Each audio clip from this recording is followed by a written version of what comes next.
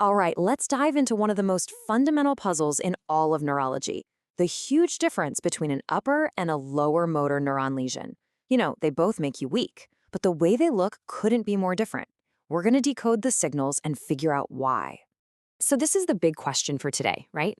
How is it possible that two kinds of nerve damage, both leading to weakness, give you completely opposite results? I mean, one side you get these tight, rigid, spastic muscles, and on the other, everything's just limp, floppy, and wasting away. It seems totally contradictory, but trust me, by the end of this, it's all going to make perfect sense. So here's our game plan. We're going to break it down into 5 parts. First, we'll map out the healthy chain of command in the nervous system. Then, we'll see what happens when the general goes down. After that, what happens when the soldier is lost? We'll really dig into their different effects on muscle tone. And finally, we'll bring it all together and see how doctors use this to decode the damage.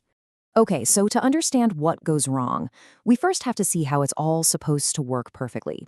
And honestly, the best way to picture your motor system is to think of it like a military chain of command. You've got the generals up in the brain planning the whole mission, and then you've got the soldiers out on the front lines carrying out those orders directly. It's this really elegant and efficient two-neuron system. So it all starts with a plan, right? Up in the brain's motor cortex. That plan gets sent as a command signal down an upper motor neuron. Then, in the spinal cord, that command gets handed off to a lower motor neuron. That's our soldier, which then takes the final order right to the muscle, telling it to contract. And boom, mission accomplished. Smooth movement. So let's properly introduce our general, the upper motor neuron, or UMN.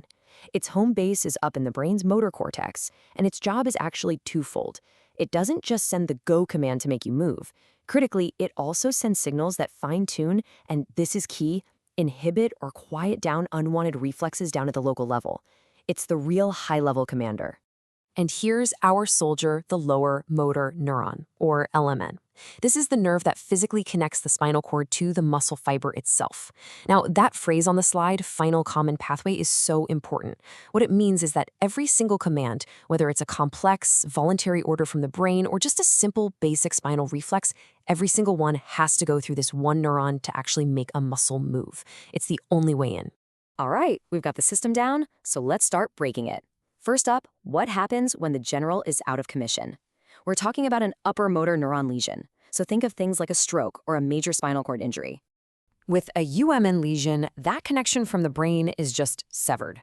Our soldiers, the LMNs, are still totally fine. They're still connected to their muscles, but they're basically operating in a vacuum now. They're not getting those sophisticated commands anymore, and just as important, they're not getting those crucial calm down signals from high command. And this is where things get pretty chaotic. Without the general's calming influence, the local reflexes in the spinal cord just go wild. A simple stretch reflex becomes way over the top, leading to this massive increase in muscle tone we call spasticity. And you see these primitive reflexes pop back up, like the Babinski sign. See, in a baby, if you stroke the bottom of their foot, their big toe goes up. As we grow up, the UMNs learn to suppress that, so in an adult, the toes should curl down. But when that UMN is damaged, the suppression is gone, and that primitive infant-like reflex comes right back.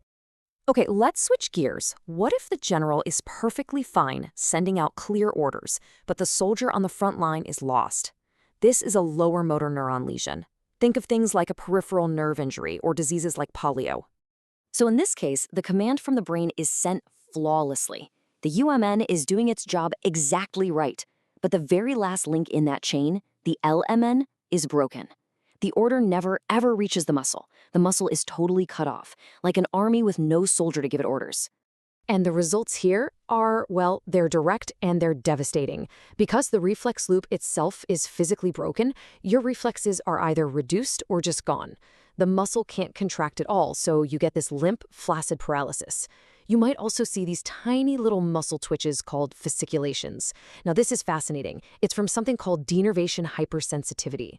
The muscle is so starved for a signal from the nerve that it starts growing extra receptors, trying to catch any stray chemical it can. It gets so sensitive that it just fires off randomly, causing those little twitches. And most importantly, the muscle wastes away. It atrophies, and it does it fast. So this brings us to the most dramatic head-to-head comparison between these two lesions, the completely opposite effect they have on muscle tone. It's really a tale of spastic versus flaccid paralysis. And this slide just nails the core difference. With a UMN lesion, the local reflex circuits in the muscle are still on, they're just running wild. It's a loss of inhibition from the brain that creates that high tone, that spasticity. And it's a specific kind of spasticity, often called clasp knife rigidity. When you try to move the person's arm, it resists, and then suddenly gives way, just like closing a pocket knife. But with an LMN lesion, the problem is a total loss of activation. The on switch to the muscle is broken. No signals, no reflexes, nothing. And the result is zero tone, just complete flaccidity. So now we've got all the pieces of the puzzle. Let's put them all together in a final clinical showdown. This is exactly how a doctor, just by looking at a few key signs, can figure out exactly where in that chain of command the problem is. Okay, this chart is the whole story in a nutshell. Let's walk through it. Tone. It's increased or spastic in UMN lesions because you lost the brakes. It's decreased or flaccid in LMN lesions because you lost the gas pedal. Reflexes. They're hyperactive in UMN, but absent in LMN because the circuit is physically broken. Now, atrophy. This is a big one. It's pretty mild and happens slowly in UMN lesions, mostly just from not using the muscle. But it is severe and super rapid in LMN lesions because of denervation. And finally, that Babinski sign. It only shows up when the general's command path from the brain is cut. Let's just pause on that atrophy point for a second, because it really is one of the most important clues. Why is the muscle wasting away so much faster and so much more severely when the soldier is lost compared to when the general is? And the answer is just incredible. The lower motor neuron does way more than just send electrical orders. It is constantly feeding the muscle vital chemical nutrients, these trophic factors, that are absolutely essential for the muscle's health and survival. So when you cut that nerve, the muscle doesn't just lose its orders, it loses its lifeline. It literally begins to starve to death. And that's why denervation atrophy is so profound. So why does all of this matter?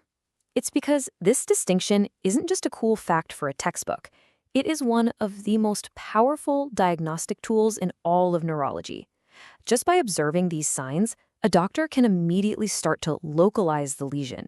They can figure out if the problem is hiding in the central nervous system or somewhere out in the peripheral nerves. And to bring it all back to our analogy one last time, these signs tell you right away, is the problem up in command headquarters, the brain or the spinal cord where the generals live, or is the problem out on the front lines with the soldiers connecting directly to the muscles? It's the first, most important clue you have to solving the medical mystery. So we've figured out the chain of command, from the general all the way down to the soldier. But what happens when the problem isn't a broken link in that chain? What happens when the issue is with the incredibly complex systems, like the basal ganglia or the cerebellum, that help the generals come up with the plan in the first place? Well, that is a story for another time.